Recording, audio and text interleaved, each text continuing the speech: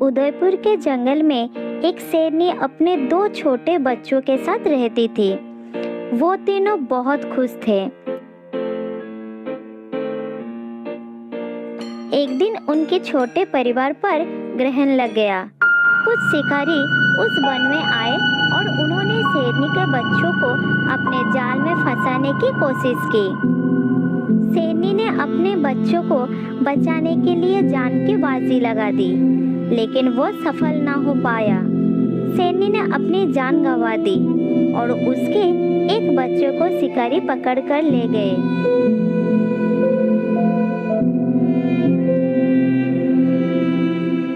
दूसरा बच्चा वहां से भाग निकला और झाड़ियों में छुप गया था, इसलिए बच गया। थोड़ी देर बाद वो झाड़ियों से निकलकर सीधे अपने माँ के पास पहुंच गया। शेरनी का मृत शरीर पड़ी हुई थी। माँ, शिकारी चले गए हैं, लेकिन मेरे भाई को भी ले गए। तुम जल्दी से उठ जाओ और भाई को शिकारियों से छुड़ा कर ले आओ। माँ, तुम कुछ बोल क्यों नहीं रही हो? आंखें खोलो माँ। अरे, तुम्हारे शरीर से तो खून निकल रहा है। उन जालिमों ने तुम्हारे ऊपर गहरा वार कर दिया है। मैं बड़ा होकर उन्हें मार दूंगा। भगवान, मेरी माँ को ठीक कर दो। एक माँ हाथी पास ही खड़ी थी। वो बच्चे के सामने आई।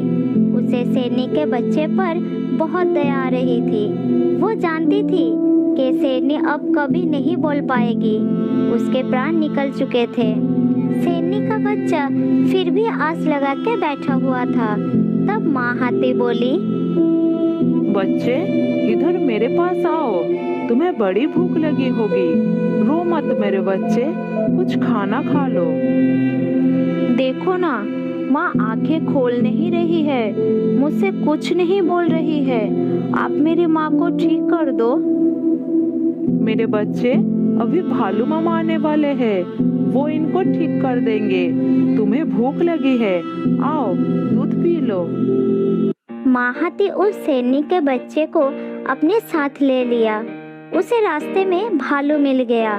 तब माँ हाथी बोली, भालू भाई, ये शेरनी का बच्चा बेसहारा हो चुका था। ये बहुत छोटा है। अब मैं इसे अपने बच्चे की तरह पालूंगी। आज से सारा जंगल इसे राजा नाम से जानेगा। राजा हाथी माँ का दूध पीने लगा और सभी जानवर आश्चर्य होकर देखने लगे। एक बीन माँ के बच्चे ने हाथी को अपना माँ बना लिया। हाथी के 2 बच्चे भी राजा के साथ घुल मिल गए। उन्हें देखकर ऐसा लगने लगा जैसे एक ही माँ के सभी बच्चे हो। एक दिन एक सियार ने जब ये देखा तो उसे रहा ना गया। वो माँ हाथी के पास चला आया और कहा, हाथी बहन, मैं एक बात कह रहा हूँ, ध्यान से सुनो। ये शेर का बच्चा है और इसे पालकर तुम बहुत बड़ी भूल कर रही हो। आगे चलकर यही जान का खतरा बन जाएगा। मैंने इसे अपना बेटा मान लिया है। अब चाहे जो भी हो जाए, मैं इसके माँ बनकर ही इसे पालूंगी। माँ हाथी की ऐसी बात सुनकर सियार वहाँ से चुपचाप चला गया। इस तरह कुछ दिन बीत जाता है। माँ हाथी अपने बच्चों के साथ ही राजा को भी पालने लगी। वो सब धीरे धीरे बड़ा होने लगे थे। राजा सबका रक्षा भी करने लगा था। एक दिन माँ हाथी जंगल से दूर जाने वाली थी। उसने राजा को पास बुलाया और कहा, राजा, मैं कुछ देर के लिए जंगल से बाहर जा रही हूँ। तुम अपने दोनों भाइयों की अच्छी तरह से ख्याल रखना। ठीक है माँ, मैं अच्छी तरह से ख्याल रखूंगा। तुम निश्चिंत होकर जाओ। जल्दी वापस आना माँ।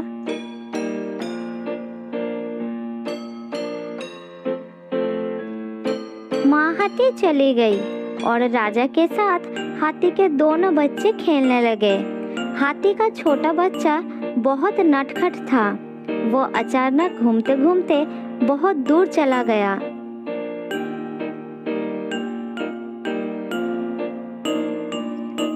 तब राजा नदी में जाकर कुछ मछलियां पकड़कर खा रहा था। थोड़ी देर बाद वो वापस आकर हैरान हो गया। वो देखा हाथी का छोटा बच्चा वहां पर नहीं था। अरे छोटू कहाँ गया? तुम तो अकेले हो और तुमने मुझे बताया भी नहीं। राजा भैया, छोटू बहुत ही बदमाशी करता है। अभी यही था, अचानक गायब हो गया। उसने जाते समय मुझे बताया भी नहीं। चलो चलकर उसे ढूंढते हैं।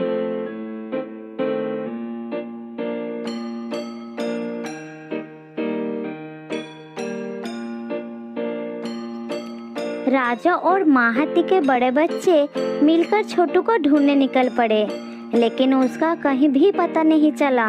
इतने में माँ हाथी वहां पर आ गई। उसने उन दोनों को छोटू के बारे में पूछा। अरे तुम दोनों के साथ छोटू था, वो कहाँ है और तुम दोनों कहाँ जा रहे हो? माँ, हम साथ में थे और वो अचानक भागकर कहीं गायब हो गए। हम दोनों उसे ही ढूंढ रहे हैं। राजा, मैंने उसे तुम्हारे भरोसे छोड़ा था और तुम उसका ध्यान नहीं रख सके। इतने में वहां पर सियार आ गए और उसने माँ हाथी को उल्टा सीधा समझाने लगा। राजा के मुंह में मछलियां खाने के कारण खून लगा हुआ था। ये सब देखकर सियार बोला, देख लो हाथी बहन, इस राजा के मुंह में खून लगा हुआ है। मुझे पूरा विश्वास है कि इसी ने ही छोटू को खा लिया है। तुमने इतने दिनों तक सांप को दूध पिलाया और उसने तुम्हें डस लिया है। माँ हाथी ने सियार के बात पर एके निकाल लिया और राजा को कहा, तूने ही मेरे छोटू को मारा है। तू तो गद्दार निकला। जिस थाली में खाया उसी में छेद कर दिया। मैं तुझे मार डालूंगी। माँ, मैंने अपने भाई छोटू को नहीं मारा है। मैं तो अपने दो भाई से बहुत प्यार करता हूँ। अपनी गंदी जबान से मुझे माँ कहकर मत बुला। तू मेरे लिए मर चुका है। मैं तेरा चेहरा भी नहीं देखना चाहती हूँ। चला जा यहाँ से। राजा को बहुत कष्ट हुआ और वो चुपचाप वहां से चला गया। फिर बहुत खुश हो गया। अरे बाघ मित्र, कब के आए हो तुम? तुमसे मिले हुए तो बहुत दिन हो गए हैं। मैं भी तुमसे मिलने की सोच रहा था, लेकिन क्या करूं मित्र, टाइम ही नहीं मिल पाता है। आओ, तुम्हारा स्वागत है। बताओ कैसे करूं तुम्हारा स्वागत? यह लो, मैं तुम्हारे लिए फल लाया हूं। फल खा लो थोड़े से। कैसी बातें कर रहे हो मित्र? तुम्हें मुझसे मिले हुए बहुत दिन हो गए हैं, तो लगता है अब तो तुम मुझको भूल ही गए हो। ये फल बल शेरों को शोभा नहीं देते हैं। शेरों को तो शिकार चाहिए होता है। देखो, मैंने अभी अभी एक हिरण का शिकार किया है। ये हड्डियां देखकर तुम्हें समझ में नहीं आ रहा है क्या मैं अगर फल खाता होता तो ये हड्डियां मेरे पास कहां से आ जाती? इसलिए यह फल तुम अपने पास रखो मित्र, भूख लगने पर तुम्हारा काम आएंगे। अरे बाघ, तुम मेरी बात को समझे नहीं हो। फल खाकर जीवन बिताने में ही असली सुकून है दोस्त, क्योंकि हम जिनके शिकार करते हैं उनका भी परिवार होता है। उनके माता पिता, भाई बहन, दोस्त सब होते हैं। तो फिर उनके बिना जिंदगी जीने में उनके परिवार वालों पर क्या बीतती होगी, यह दुख तुम नहीं समझ सकते हो दोस्त। इसलिए दोस्त, अपने जीवन का एक ही लक्ष्य बना लो कि अपनी वजह से किसी को तकलीफ नहीं होनी चाहिए। ऐसी जिंदगी में ही सुकून मिलता है और जिंदगी जीने का मजा इसी में है। दोस्त के अपन भी खुश रहे हैं और अपनी वजह से सभी जानवर भी खुश रहें। चलो छोड़ो, यह बातें तुम्हारी समझ में नहीं आएगी। अब तुम ही बताओ, मैं तुम्हारे लिए क्या कर सकता हूं? मेरे पास तो यही फल है, इसके अलावा और कुछ नहीं है। अगर मित्र मेरे लिए कुछ करना हो तो तुम उस हिरण के बच्चे को छोड़कर फिर से मेरे साथ रहने लगो। मुझे तुम्हारे बिना बहुत बुरा लगता है।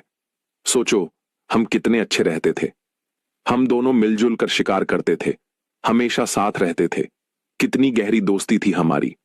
हम दोनों जहां जाते थे सभी जानवर डर के मारे छुप जाते थे और कहते थे कि यह दोनों आ गए, पक्का किसी न किसी का शिकार करके ही जाएंगे।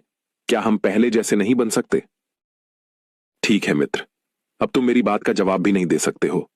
ठीक है, मैं जा रहा हूं। तुम खुश रहो अपनी जिंदगी में। फिर बाघ वहां